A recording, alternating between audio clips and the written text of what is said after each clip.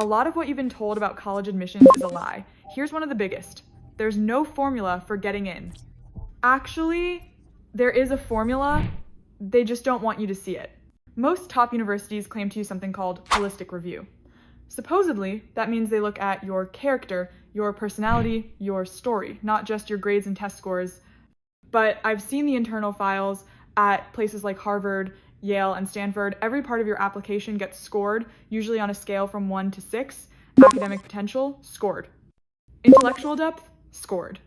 That soul-bearing essay you spent weeks perfecting, scored. It might get a 2 and be filed away without a second glance. Sure, admissions officers might leave a few short notes. Now, to be clear, trying to quantify subjective qualities isn't inherently bad. It's what makes the process efficient. When everything fits into a system, it becomes easier to sort, easier to rank, easier to reject. It's not personal, it's a game of strategy. The only problem? No one tells you the rules.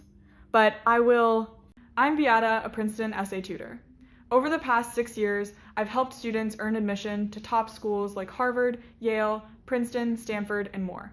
I've spent years studying thousands of pages of internal admissions data and actual application files from Ivy League admits. I know how the system works. For example, at Harvard, not all components of your application are weighted equally. Academic scores carry more weight than alumni interviews. Harvard emphasizes that first readers should note important academic and extracurricular accomplishments that are particularly pertinent to the case. In other words, academics and extracurriculars form the core of your application and face the most scrutiny. It's unlikely that a lower weighted component can compensate for weaknesses here. Ultimately, the 6 components combine into a single holistic score, which is not a simple average but tends to reflect your strengths. For example, a 6 athletics but 1 inch academics and extracurriculars would likely result in an overall score of 1. At the end of the day, understanding how admissions officers evaluate your file is the first step to crafting a competitive application, and I can guide you through every component of your application to maximize your strengths. And more importantly, how to win.